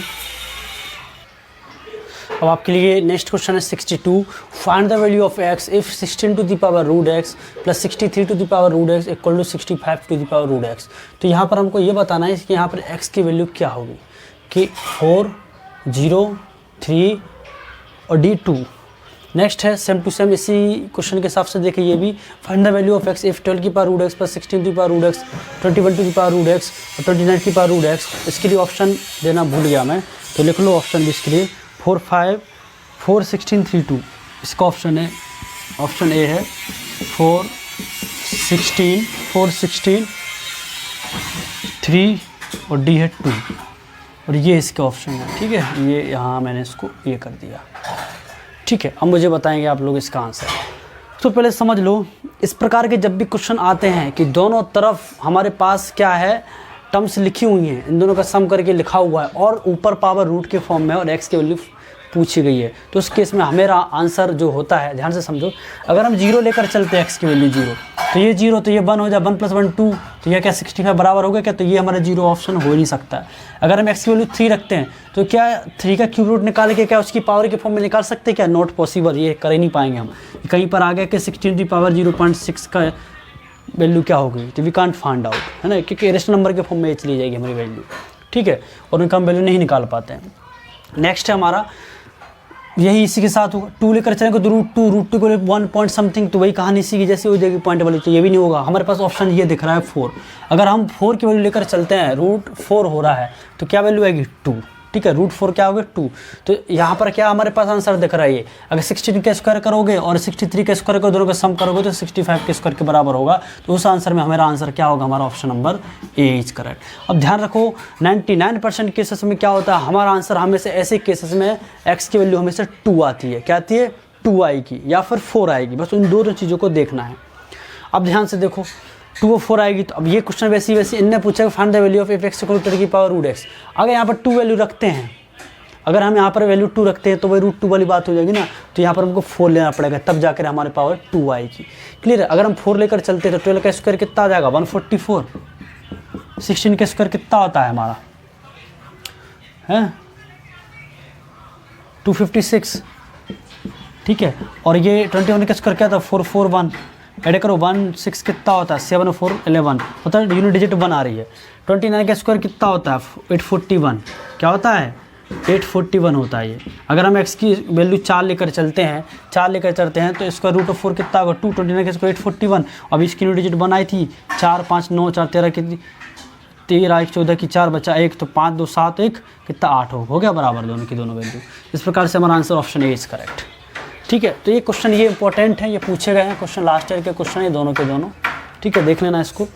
अब अगर ऐसा क्वेश्चन आ जाए सॉल्व √21 + 3 क्यूब रूट ऑफ ये, तो हम इस प्रकार क्वेश्चन हमेशा राइट साइड से करेंगे। ध्यान से देखो ये लिखा 49 स्क्वायर रूट क्या होता है 7 22 कितना 729, इसका क्यूब रूट किसका 9 9 जा 81 9 जा कितना होता है 9 81 नंबर 729, तो यहाँ पर कितना आ गया 9 आ गया। 9 69 कितना होता है 25, इसका रूट कितना होता है 5 होता है। 59 और 5 कितना होगा 64, उसका क्यूब रूट क्या होता है 4 4 16 64 4 हो जाएगा, कितना हो जाएगा 4। और 21 + 4 कितना हो जाएगा हमारे पास 21 + 4 कितना होगा 25, ठीक है। इसका रूट कितना होगा हमारे पास 5, तो ऑप्शन क्या दिख रहा है 5। क्लियर है। इस प्रकार से क्वेश्चन आपको करने हैं, ठीक है। तो यहाँ तक जो क्वेश्चन हमने देखे हैं, तो ये जो हमारी जो क्लास है जिस प्रकार से मैं तुमको बताई, थोड़ी मिसलेनियस मैंने क्वेश्चन उठाए हैं। अब कुछ क्वेश्चन ऐसे देख लेते हैं जो कुछ एग्जाम में पूछे गए, लेकिन अभी तक हमने उस टाइप की वैरायटी ऑफ क्वेश्चन हमने देखी नहीं है, ठीक है। तो हम नेक्स्ट लिखते हैं क्वेश्चन नंबर 65। ये हमारा नेक्स्ट क्वेश्चन 67 कि जो कि हरियाणा पुलिस में क्वेश्चन आया है, हरियाणा पुलिस का क्वेश्चन है ये, और देखा जाए तो ये इम्पोर्टेंट क्वेश्चन है। ध्यान से समझो कि 1.331 की होल पावर -1 + 1.331 की होल पावर -2 अप टू 0 + 1.331 की पावर -6 तक, मतलब 6 टाइम, मतलब -6 तक लिखा हुआ है। अपॉन में फिर नीचे 1.331 की power -2 + 1.331 to the power -3 plus up to 1.331 की पावर -7 की होल पावर -1/3 है और प्लस 1.1 है। ये हमारा क्वेश्चन है, ठीक है। अगर हम इसको सॉल्व करते हैं, इसको सॉल्व करके बताना है कि इसका सॉल्व करेंगे तो आंसर क्या आएगा, दैट इज द क्वेश्चन, ठीक है। तो हमें ऐसे क्वेश्चन में क्या करना है, ध्यान से समझो। यहाँ पर क्या है 1 है, यहाँ 2 है, यहाँ पर 2 है, यहाँ पर 3 है, यहाँ पर 6 है, तो यहाँ पर 7 है। मतलब यहाँ पर एक पावर, मतलब देखा जाए तो 1/1.33 जो 1 है, यहाँ पर एक एक्स्ट्रा आया है यहाँ पर। मतलब अगर हम 1.331 को एक बाहर ले लें, अगर हम बाहर ले लें 1.331 को कॉमन ले लें, तो अंदर क्या आएगा 1.331 की होल पावर -1 है, 1.331 की होल पावर क्या -2 है, प्लस अब 2 शून्य का 1.331 की होल पावर -6 है ये, ठीक है। इसकी होल पावर क्या -1/3 है, ठीक है। ये देकर चल रहा है ना, प्लस 1.1 है, ठीक है, ठीक है। अगर इसको हम कॉमन ले रहे हैं, ठीक है, अगर हम इसको कॉमन ले रहे हैं तो ये जो लिया है तो अंदर इसके ऊपर जो इसके ऊपर ही तो -1/3 आएगी ना पावर, कॉमन यही लिया ना हमने बाहर, तो अंदर ये हमारे पास सेम टू सेम यही टर्म आ जाएगी 1.331 की होल पावर -1 1.331 की होल पावर -2 ये हो जाएगी, क्योंकि यहाँ पर -2 थी, एक बचेगा ना तो बाहर हो जाएगा, यहाँ 3 थी तो एक बचे बाहर होगा तो 2 बचेगा, प्लस यहाँ भी 1.331 आ जाएगा की होल पावर -6 हो गया। ये वाली टर्म और ये वाली टर्म पूरी कैंसिल हो जाएगी, तो क्या बचेगा, ये बचेगा आपके पास 1.331 की होल पावर क्या हो रहा है हमारे पास -1/3 है और प्लस का 1.1 है, ये जो यहाँ पर लिखा था मैंने, ठीक है। अगर हम इन दोनों को सॉल्व करते हैं तो 1 की पावर वही रहे तो कुछ नहीं है, उसका मतलब वही है 1.331 की ये क्या हो रहा है हमारे पास -1/3 है ये और प्लस 1.1 है, कोई डाउट किसी को? और जब ये पावर हमारी क्या है, नीचे कैसी हमारे पास नेगेटिव है, तो ऊपर जाके वैल्यू कैसी हो जाएगी हमारी, कैसी हो जाएगी, पॉजिटिव हो जाएगी। कैसी हो जाएगी वैल्यू, कैसी हो जाएगी वैल्यू, पॉजिटिव। पर ध्यान रखो यहाँ पर -1/3 कि 1/3 है।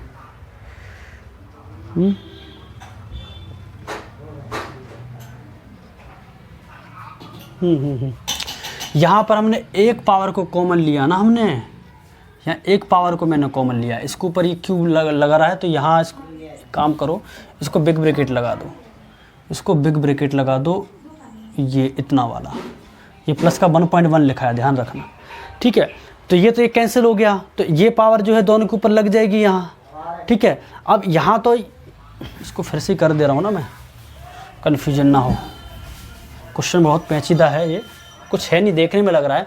ये तो हमारा पूरा कैंसिल हो गया, तो ये क्या बचा हमारे पास, 1.331 की होल पावर यहाँ पर -1 है, और इसकी होल पावर ये तो पूरा बच जा, कट जाएगा, कुछ नहीं बचेगा, और इसकी पावर क्या -1/3 हो रहा है।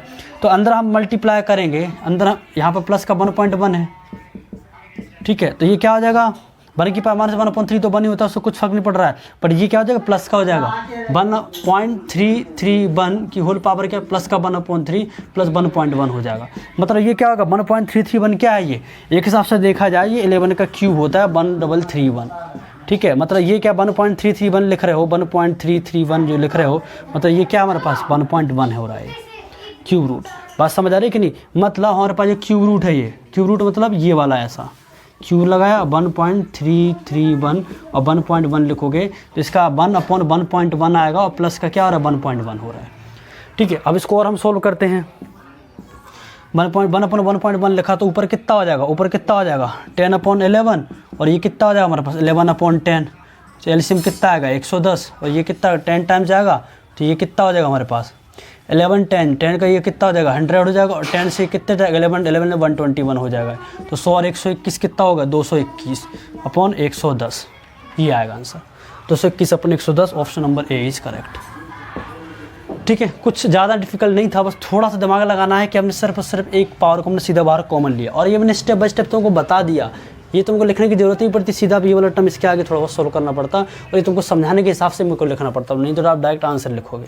अगर मैं डायरेक्ट आंसर लिख के स्टेप बाय करने लग गया तो आपके बीच में से दिमाग चला जाएगा, ये क्या हो रहा है, क्या कर दिया, ठीक है। तो थोड़ा समझाने के हिसाब से मुझे चीज़ें लिखना पड़ती हैं। Is it clear? चलो, ये था हमारा क्वेश्चन नंबर 67। नेक्स्ट है क्वेश्चन नंबर 68, तो बोल लिखो। अब यहाँ से क्वेश्चन जो करा रहा हूँ मैं, तो अब यहाँ से थोड़े CGL SSC CGL जो हमारा है उसके लेवल के क्वेश्चन है एडवांस। अगर कोई चाहता है कि भैया हमको देखना है तो देखो, नहीं तो आप क्लास लीव कर सकते हो, ठीक है, बंद कर सकते हो, इसके आगे इतना नहीं है। अब ये से स्पेसिफिक एग्जाम के लिए क्वेश्चन है, क्योंकि हम कर रहे हैं अपन CDS और SSC लेवल का, ठीक है। अब जो हम पढ़ने जा रहे हैं, अभी तक जो पढ़ाते प्री में ही पूछ सकते थे, वो छोटे छोटे थे, बट अब यहाँ से क्वेश्चन अच्छे हैं। अगर आप चाहते हैं कि मेरे काम का नहीं पढ़ना है तो आप लीव कर दो, इसके आगे नहीं है, आप यहीं से बंद कर सकते हो क्लास, ठीक है। अगर तुम चाहते हो नहीं आगे देखना है तो देखो, क्योंकि इंपॉर्टेंट ही क्वेश्चन है, बट ये अच्छी लेवल के क्वेश्चन है ये, ठीक है, अच्छे लेवल के क्वेश्चन है ये, ठीक है। तो लिखो if a to the power x, कितने हो गए थे क्वेश्चन हमारे, कितने क्वेश्चन हो गए थे ये हमारे, अब हमें करना है क्वेश्चन नंबर 66 है, और क्वेश्चन है if a to the power x equal to root b, ठीक, और b to the power y equal to है क्यूब रूट ऑफ c, और c to the power z equal to है आपका root a, ठीक है। तो हमको बताना है what is the value of x y z, then find x y and z, x y z की वैल्यू क्या होगी, ये आपके लिए क्वेश्चन है। ऑप्शन दे रहा हूँ मैं A B C और ये D, ठीक है। तो पहला है 1/6, 1/9, फिर 1/24 और लास्ट है 1/12, ठीक है। ये आपका क्वेश्चन है, और ये मेंस का क्वेश्चन है, मेंस लेवल के क्वेश्चन है, ध्यान से रखना, मेंस और CDS लेवल के, ठीक है, मेंस लेवल के, ठीक है। तो मुझे बताओ इसका आंसर क्या है, what is the answer, what is the answer for this question, tell me. फिर ये क्वेश्चन सॉल्व होने के बाद इसके बाद एक नया क्वेश्चन है जिसको हम डिस्कस करेंगे, ठीक है। बहुत ही इंपॉर्टेंट मतलब जो डिस्कशन है वो, और वो देखना चाहिए, वो आता ही एग्जाम में है, ठीक है। मेंस लेवल में तो क्वेश्चन फंसते ही कहीं ना कहीं, ठीक है। तो ये वाला क्वेश्चन करने के बाद we will discuss the new concept, okay, clear. तो मुझे बताओ इसका आंसर क्या है, नहीं आ रहा तो यू कैन आस्क मी, ठीक है। You have only 30 second.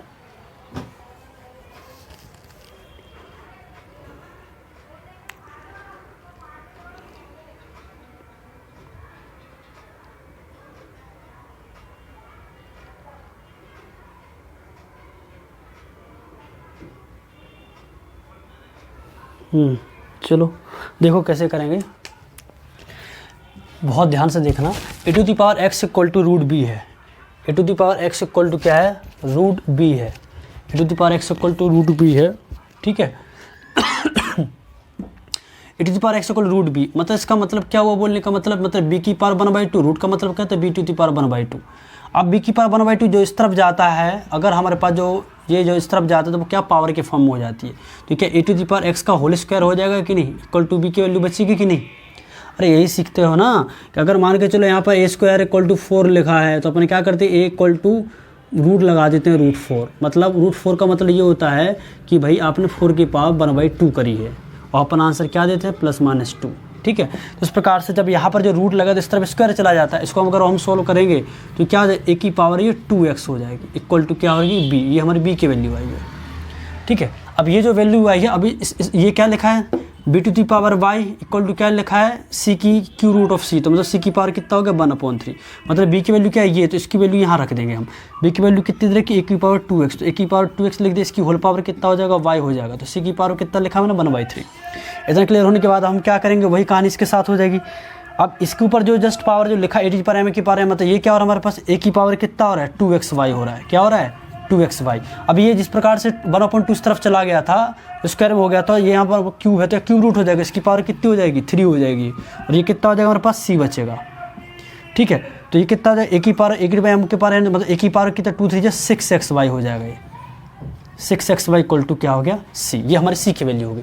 But exam हमारे पास किसका वैल्यू पूछा है, xyz का पूछा है, किसका पूछा है, xyz। बट यहाँ पर देखो xyz ये हो गया। अब हमारे पास c की वैल्यू ये आ गई। अब ये वाली कंडीशन हम डिस्कस कर ली है इससे, ये वाली कंडीशन कर ली हमने इससे। अब c की पावर z इक्वल टू कितना दे रखा है, root c to the power z equal to देखा है रूट a, मतलब a की पावर 1/2 है। तो ये c की पावर z इक्वल टू ये इस तरफ जाएगा तो क्या 2z हो जाएगा कि नहीं, इक्वल टू ये क्या हो जाएगा, a हो जाएगा, ठीक है। c की power 2z equal to a हो जाएगा। अभी हमने c की वैल्यू क्या निकाली, हमने a की पावर 6xy। तो c की वैल्यू क्या रख देंगे, a की पावर 6xy लिखा हमने, और इसकी होल पावर क्या हो रही है, 2z हो रही है कि नहीं, 2z इक्वल टू ये क्या हो रहा है, a हो रहा है। तो अब a यहाँ भी हो गया, इसको ऊपर a to the power m की पावर n वाला फॉर्मूला का, तो 6 2 कितना 12xyz हो जाएगा। तो ये हमारे इसको और हम इसको सोल्व करेंगे तो a की पावर ये कितना हो जाएगा, 12xyz इक्वल टू a हो जाएगा। इसकी पर कुछ नहीं, मतलब 1 है, ठीक है। जब हमारे पास बेस सेम हो तो पावर कंपेयर कर लेते हैं, पावर कंपेयर होगी ना, पावर कंपेयर जब बेस सेम है तो 12xyz इक्वल टू कितना हो जाएगा, 1। कितना हो जा रहा है, 1। 12xyz इक्वल टू कितना हो रहा है, 1। तो xyz की वैल्यू निकालना है, तो xyz इक्वल टू कितना हो जाएगा, 1/12। ये हमारा आंसर हो जाए, जो कि हमारा किसमें answer, option number D is correct. Clear है, ये अच्छा क्वेश्चन था, ठीक है। तो कुछ ज़्यादा नहीं था, बस थोड़ा सा दिमाग में चीज़ें आपको रखनी पड़ेंगी, हैं। हम कुछ नहीं करा, हमने शुरुआत यहाँ से करी, ये इसकी वैल्यू इसमें, उसको होम कर उसकी वैल्यू इसमें, बस ये करते गए in the last we got the answer. Clear है। थोड़ा क्लास 10-15 मिनट की और लगेगी, क्योंकि आज की क्लास जो है ये हमारी लास्ट क्लास है, दैट्स वेरी इंपॉर्टेंट। और मैं नहीं चाहता कल का भी एक नेक्स्ट लेक्चर लगे, क्योंकि अभी हमने पिछले क्लास नंबर 27-28 आधे घंटे की लगी थी, इसलिए मुझे थोड़ा टाइम बढ़ाना पड़ेगा, ठीक है। तो नेक्स्ट कंसेप्ट पर अब बढ़ते हैं। अब हम थोड़ा मैं रफ कर लेता हूँ इसको, एक सेकेंड। अब हम नेक्स्ट कंसेप्ट समझने जा रहे हैं। मैंने डायरेक्ट पहले लिख लिया था जिससे थोड़ा वीडियो का टाइमिंग ना बढ़े, ठीक है। तो देख लो इधर, नेक्स्ट कंसेप्ट ये बोलता है, CDS एग्ज़ाम के लिए बहुत इंपॉर्टेंट है और SSC मेंस के लिए बहुत इंपॉर्टेंट है। नेक्स्ट कंसेप्ट ये है कि if N1 N2 N3 N4 are in AP with common difference D, then, मतलब हमने बहुत 10th क्लास में पढ़ा है अर्थमेटिक प्रोग्रेशन सीरीज पढ़ा है हमने, ठीक है। अगर हमारे पास 4 नंबर हैं वो सबके सब एपी में, एपी में का मतलब होगा कॉमन डिफरेंस डी होता है। मतलब एपी क्या होती है, अगर मान के चलो मैंने लिखा है यहाँ पर 2 4 6 8 और ये 10, ऐसा चलते ही जा रहा है। मतलब ऐसी सीरीज़ की नंबर की दोनों के जहाँ हर नंबर के बीच जो कॉमन डिफरेंस है वो हमेशा सेम रहे। 4 में से 2 गए तो 2 बचा, 6 में से 4 गए तो 2 बचा, 8 में से 6 गए तो 2 बचा, 10 में से 8 गए तो भी 2 बचा। ये हमारा डी है। क्या है? ये हमारा डी है। जब हमारे पास एक ऐसी सीरीज जहाँ पर हमारे कॉमन जो डिफरेंस है, सब में जो कॉमन डिफरेंस है वो एक हिसाब से क्या है हमारे पास, डी बराबर 2 है। ये हमारा डी क्या होता है? कॉमन डिफरेंस होता है। मतलब अर्थमेटिक प्रोग्रेशन उसको बोलते हैं जिसका कॉमन डिफरेंस हर टर्म के बीच में सेम रहे, उसको हम बोलते हैं अर्थमेटिक प्रोग्रेशन। मान के चलो कोई ना कोई ऐसे 4 नंबर है वो सब के सब किस प्रकार में है, कॉमन डिफरेंस डी के साथ में है, और 4 नंबर किस फॉर्म में लिखे, n1 n2 n3 n4, और प्लस डी की पावर जब 4 होता है तो वहाँ पर एक हमको, अगर हम डी जो भी यहाँ का जो कॉमन डिफरेंस आता है इन 4 नंबर के, लगातार 4 नंबर लेते हैं, हम कहीं से भी 4 नंबर लेंगे, उनका कॉमन डिफरेंस का अगर हम पावर 4 लेते हैं तो हमको एक परफेक्ट स्क्वायर नंबर मिलता है। क्या मिलता है? हमको एक परफेक्ट स्क्वायर नंबर मिलता है। ये एक थ्योरम है, ये एक रूल है। ठीक है। अगर हम कोई लगातार 4 नंबर को लेते हो, उसका कॉमन डिफरेंस की पावर 4 करते हैं तो हमको एक परफेक्ट स्क्वायर नंबर मिलता है। चाहो तो आप परफेक्ट स्क्वायर नंबर है, अब वो मिलता है कैसा परफेक्ट स्क्वायर नंबर, हमको जो परफेक्ट स्क्वायर जो नंबर मिलता है ये तो क्लियर है, वो मिलेगा भी कैसे, मतलब इसका एक फॉर्मूला है। वेयर परफेक्ट स्क्वायर नंबर क्या होता है, n1 इंटू n4, मतलब हमारे पास जो शुरू का जो लास्ट का जो नंबर है इनका मल्टीप्लाई करते हैं और प्लस डी स्क्वायर करते हैं। डी स्क्वायर मतलब जो कॉमन डिफरेंस जो आता है उसकी पावर स्क्वायर करेंगे, उसका होल स्क्वायर करते हैं तो हमारे पास ये फॉर्म बन जाता है। मतलब परफेक्ट स्क्वायर की जगह इसकी जगह पूरी की पूरी ये फॉर्मूला लिखोगे। अगर ये जो स्क्वायर जो लगा है इसको इस तरफ हम स्क्वायर रूट कर दें, अगर ये जो हमारे पास जो स्क्वायर लगा है इसके ऊपर हम स्क्वायर रूट कर दें तो क्या आ जाएगा पूरा का पूरा, n1 into n2 into n3 into n4 हो जाएगा। ठीक है। और d की पावर 4 है तो क्या हो जाएगा, डी स्क्वायर आ जाएगा, और इक्वल टू ये हमारे पास फॉर्मूला क्या है, n1 इंटू n4 और प्लस डी स्क्वायर। ये हमारा फाइनल फॉर्मूला बनता है। ठीक है, समझने के हिसाब से। बट आपके लिए एग्जाम में क्वेश्चन घुमा सकते हैं इस वाले कंसेप्ट के हिसाब से, इस वाले कंसेप्ट के हिसाब से, तो you should know both the things. For example के लिए मान के चलो मैंने लिखा नंबर, कोई नंबर लिख रहा हूँ, मान के चलो 50 51 50 51 52 और 53, कितने 4 नंबर है, इसको स्क्वायर रूट लगा है। ठीक है। और मैंने यहाँ पर लिख दिया +1 की पावर 4, तो इसकी वैल्यू क्या होगी, what is the value of this one. तो इसका मतलब ये नहीं कि आप ये रूल नहीं जानते हो तो आप इन चारों को मल्टीप्लाई कर रहे हो, फिर इसको रूट निकाल रहे हो, फिर बन करके you are going to give the answer. No, हमको कुछ नहीं करना, हमको सीधा मल्टीप्लाई n1 इंटू n2 बताया ना मैंने, फॉर्मूला क्या होता है, ये होता है कि नहीं 50 इंटू 53, 50 इंटू 53 और +1 की पावर कितना है 2, मतलब 1 का स्क्वायर, तो मल्टीप्लाई कर दो। 50 का इसमें 0 हो जाएगा, 5 15 की 5 बचा, 1 55 25 26 50 हो गया, और प्लस का 1, तो क्या आ गया हमारा सर 2651। ये हमारा आंसर आ गया। बस इसमें आपको आंसर दे देना 2 सेकंड में। तो ये थोड़े कंसेप्ट, ये सब चीज़ें बनी हुई हैं हमारे लिए, are you getting my point, जिससे हम क्वेश्चन जल्दी से जल्द कम से कम समय में हम कर सकें। क्वेश्चन आपके लिए 30 सेकंड के हिसाब से ही आएगा। ठीक है। तो देखो अब कुछ क्वेश्चन दे रहा हूँ मैं ओरली जो आपको करने हैं। ठीक है। अब एक क्वेश्चन थोड़ा पूछा गया फ्रेम करके, वो मैं बता देता हूँ सीधे, मैं 2-3 क्वेश्चन लिख दे रहा हूँ मैं एक साथ। ठीक है। चलो अब ये है आपका क्वेश्चन नंबर नेक्स्ट, जो भी हाल मैंने बताया आप लोगों के लिए। तो अभी यहाँ पर क्या करना है, ये 2 क्वेश्चन है 67 68 की √423 423 24 425 426 +1 एज है। मतलब ये जो नंबर है ये क्या है, रेशनल नंबर, रेशनल इंटीजर है या नन है। अभी मैंने बताया था परफेक्ट स्क्वायर नंबर लिखा था इक्वल में, तो ये वही वाला फॉर्म बनना है कि n1 into n2 n3 n4 plus का डी का स्क्वायर इक्वल टू क्या, एक परफेक्ट स्क्वायर नंबर बनता है। परफेक्ट स्क्वायर नंबर को एक रेशनल इंटीजर भी हम बोलते हैं। ठीक है, इस चीज़ का ध्यान रखना। ठीक है, तो that is the answer. Clear है। लास्ट है नेक्स्ट क्वेश्चन कि if x - 2 x - 5 x - 8 x - 11 है प्लस के e की पावर 4, ये n1 n2 n3 n4, ये n1 है, ये n2 है, ये n3 है और ये n4 है। ये सब के सब क्या है, AP के फॉर्म में, यही पढ़ा था ना। तो ये वाला कंडीशन पढ़ा था कि नहीं अभी हाल हमने, ये जब परफेक्ट स्क्वायर नंबर, ये परफेक्ट स्क्वायर अगर इसको सॉल्व करते परफेक्ट स्क्वायर नंबर में मिलता है, तो यहाँ पर हमें k की वैल्यू बताना है कि k की वैल्यू क्या होगी। यहाँ पर सब ध्यान से देखेंगे, हमारे पास ये क्या है n1 n2 n3 n4, तुम क्या है n1 n2 n3 n4 है ना, इनका कॉमन डिफरेंस कैसे निकालते हैं, मतलब दोनों नंबर को माइनस करके x माइनस 5a में से माइनस किसको करेंगे, x माइनस 2a।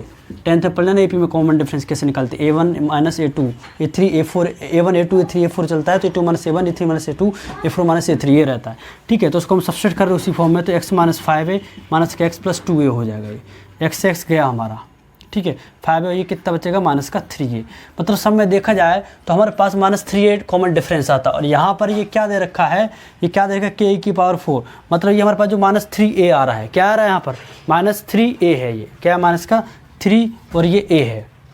कोई डाउट किसी को इसमें, जब हमारे पास माइनस 3a है तो मतलब देखा जाए माइनस 3a की पावर 4 करना पड़ेगा कि नहीं, मतलब माइनस 3a की पावर ये 4 है, यहाँ ये k की वैल्यू है, मतलब माइनस 3 की पावर 4k हो रहा है, k की वैल्यू हमको बताना है, तो 3 3 जा 9 3 जा कितना होता है 81 a की पावर 4। अगर हम इसको इससे कंपेयर करते हैं कि a की पावर 4 से, तो k की वैल्यू कितनी निकलती है हमें 81, जो कि हमारा आंसर है, तो ऑप्शन बी इज़ करेक्ट। ठीक है, तो हमारे पास k की वैल्यू कितनी आ गई यहाँ पर 81। Is it clear? इस प्रकार से हमको क्वेश्चंस को सॉल्व करना है। अब इसके बाद एक मोस्ट इंपॉर्टेंट क्वेश्चन देख लो, 68 के बाद 69, जो कि UPSC CDS 2021 फरवरी के महीने में आया था, ये मतलब एक साल पहले, अभी हमारी 2022 चल रही है 2022, तो वो और क्वेश्चन देख लो कैसे करोगे। ठीक है, बहुत बढ़िया क्वेश्चन है, और ये जो क्वेश्चन है ये पूछे जाते हैं, और ये ऐसे क्वेश्चन है कि बच्चे एग्जाम में अटेम्प्ट करते नहीं हैं, छोड़ कर चले जाते हैं। ठीक है, हमको ऐसे क्वेश्चन में पकड़ बनानी है, जो बच्चे छोड़ देते हैं हमें उन्हीं क्वेश्चन को देखना होगा। ठीक है, तो लिखो क्वेश्चन नंबर 69,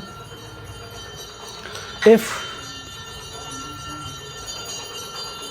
ये हमारा question number 69, if x minus 1 x minus 2 x minus 3 plus 1, मतलब n1 n2 n3 n4 plus 1 equal to k square, then which one of the following is a possible expression for k, x square minus 3x plus 1, मतलब ये हमारे पास k का एक possible value निकल रहा है, मतलब n1 n2 n3, ये तो अभी यार मैंने सिखाया था n1 इंटू n3 का किसमें मल्टीप्लाई करेंगे, n1 into n2, n1 into n4 करते हैं कि नहीं, और प्लस हमारे पास d कितना है, d का मतलब 1 है, मतलब 1 का स्क्वायर है। इसको हम सॉल्व करेंगे, क्या करेंगे हम इसको हम सॉल्व करेंगे, पर ध्यान रखना अब हमें यहाँ पर किसका मतलब बताना है, k स्क्वायर है, ये क्या है k स्क्वायर है, तो हमें यहाँ पर किसकी वैल्यू निकालनी पड़ेगी, k की वैल्यू निकालनी पड़ेगी।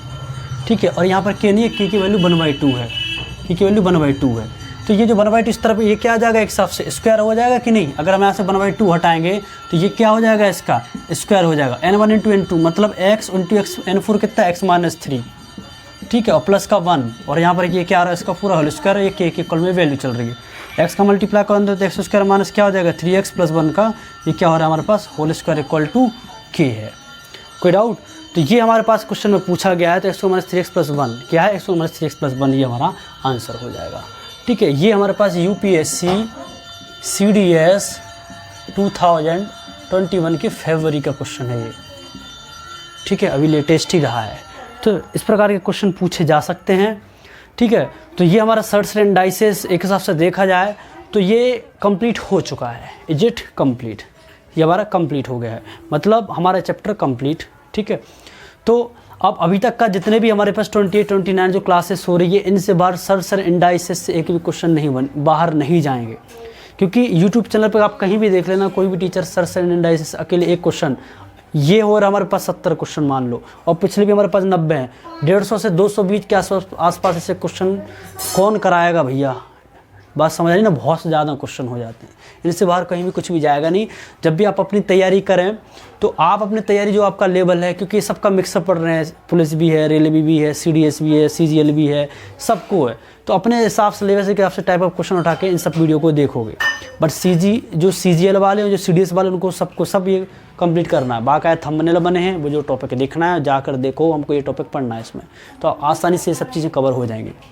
जिन्होंने अभी तक की प्लेलिस्ट नहीं देखी है वो पूरी की पूरी प्लेलिस्ट देख लें और चीज़ों को समझें अच्छे से। ठीक है, और बाकी जो भी डाउट हो, कुछ भी हो तो कमेंट करें, बाकायदा कैसी क्या क्लास लगी है, बाकायदा उस चीज़ को बताएं, तो we will improve on that. ठीक है। अब यहाँ तक कि मुझे कोई ना कोई क्वेश्चन आपको लग रहा है क्या कोई छूटा है? मुझे जहाँ तक पता है एक क्वेश्चन जो कि बहुत मोस्ट इंपॉर्टेंट क्वेश्चन है, जो कि मैंने लास्ट की क्लास में 89 जब क्वेश्चन कर रहे थे पहले ही, मतलब ये तो शीट नंबर 2 है, मतलब शीट नंबर 1 में जब मैंने एक क्वेश्चन सोल्व करा था 89 और फिर हमने 91 करवा दिया था, एक 90 वाला क्वेश्चन मैंने स्किप करवा दिया था कि इसको सबसे बाद में देखेंगे, ठीक है, जो कि बहुत इंपॉर्टेंट क्वेश्चन रहा है, ठीक है, और बहुत अच्छा एडवांस लेवल का है, क्योंकि अभी हम जो क्वेश्चन कर रहे हैं जैसे घंटे के बाद का जो टाइम है ये अच्छे लेवल के क्वेश्चन है। तो उसी प्रकार से उसी दौर का चलते हुए वही माहौल क्रिएट करते हुए जो हमारा स्टैंडर्ड लेवल जो अच्छा चल रहा है, जो डिफ़िकल्टी जो लेवल ऑफ क्वेश्चन जो चल रहा है अच्छे, उसी को बरकरार रखते हैं। तो एक लास्ट क्वेश्चन और देख लेते जो हमने छोड़ दिया था, इसके बाद all the best for you, और प्रैक्टिस करें और बार बार रिविज़न करें। ये हमारा क्वेश्चन कि व्हाट इज़ द 1 + 1/² + 1/2², मतलब ये हमारे पास ये सीरीज़ लिखी है, बहुत बड़ी सीरीज़ लिखी है, मतलब कि what is the square root of 1 + 1/1² + 1/2² + 1/1/2² + 1/1/3², ठीक है, कोई डाउट? फिर आगे भी इन्होंने बोला है कि ये 1 जा रहा है, फिर 1 जा रहा है, फिर 1 के बाद 2 आ रहा है, फिर 1 प्लस अप टू 1 प्लस ये 2007 और प्लस 2008 तक जा रहा है। ये बात समझा रहे कि नहीं? मतलब कि 1 + 1/1² + 1/2² + 1 + 1/2² + 1/3² प्लस ये एक हिसाब से जा रहा है ये 2007 टर्म तक। कहाँ तक जा रहा है? 2007 की टर्म्स तक जा रहा है। कहाँ तक जा रहा है ये? 2007 तक की टर्म्स तक जा रहा है। मतलब ये जो 1 2 2 3 मतलब एक हिसाब से देखा जाए ना तो 1 ही है, ये भी 1 के ऊपर 1 बन के तो 1 ही है, 2 3 और ये एक हिसाब से जा रहा है। ये कहाँ तक जा रहा है? ये 2007 की टर्म्स तक जा रहा है। ये 2007 टर्म्स तक लिखा हुआ है। ये एक हिसाब से इसका रूट के अंदर ये सीरीज है। एक हिसाब से ये बहुत क्वेश्चन जो देखने में लग रहा है ये बहुत ही ज़्यादा कॉम्प्लेक्स लग रहा है, बट हमें क्या करना है, क्वेश्चन जितना ज़्यादा बड़ा हो उतना हमको छोटा सा तोड़ चाहिए। इसको हम पार्ट में करेंगे, छोटे छोटे टुकड़े में। हम सबसे पहले हम फर्स्ट वाली हम टर्म उठाएंगे। क्या उठाएंगे? हम फर्स्ट टर्म उठाएंगे। हम इसकी कौन सी उठाएंगे? हम फर्स्ट टर्म। कौन सी टर्म उठाएंगे? हम इसकी फर्स्ट टर्म। और ये क्वेश्चन बहुत इंपॉर्टेंट है क्योंकि ये क्वेश्चन CGL मेंस लेवल का क्वेश्चन है और ये CDS की एग्ज़ाम में ये 3 बार क्वेश्चन पूछा गया, 3 टाइम्स। UPSC CDS में ये 3 बार क्वेश्चन आया है ये, ठीक है, सेम टू सेम। तो इस प्रकार से मुझे लगता है कि समझाना ज़रूरी लगता है आप लोगों को, ठीक है। फर्स्ट टर्म अगर हम देखा जाए हम इसका, हम फर्स्ट टर्म हमारे पास क्या आएगी? ये लिखा है √1 + 1/1 मतलब 1/4 हो जाएगा ये, ठीक है। एलसीएम लेते हैं हम इसका तो 4 आ जाएगा नीचे। सॉरी कुछ टेक्निकल इशू के कारण वो जो लास्ट वाला जो वीडियो था वो ऑटोमेटिक बंद हो गया था, तो मुझे वापस से रिकॉर्ड करना पड़ा, उसी के आगे करना पड़ रहा है मुझे। तो अभी जो लास्ट वीडियो देखा है उसके बाद ही कंटिन्यू क्लास है ये, ठीक है। तो वो कहाँ थे मैं बता देता हूँ फिर से। हम सबसे पहले हम फर्स्ट टर्म लेंगे। कौन सी टर्म लेंगे यहाँ पर? सबसे पहले फर्स्ट टर्म लेंगे। हम इसको सोल्व किया हमने, 1 + 1/² मतलब 1 1/2² मतलब क्या हो गया? 4। और इसको हम सोल्व करेंगे तो कितना हो रहा है हमारा? √9/4 तो 3/2। 3/2 को क्या लिख सकते हैं हम? We can write 2 - 1/2। अब ये मैं क्यों लिख रहा हूँ उसका एक रीज़न है, बताऊँगा एंड में जब पता चलेगा आपको।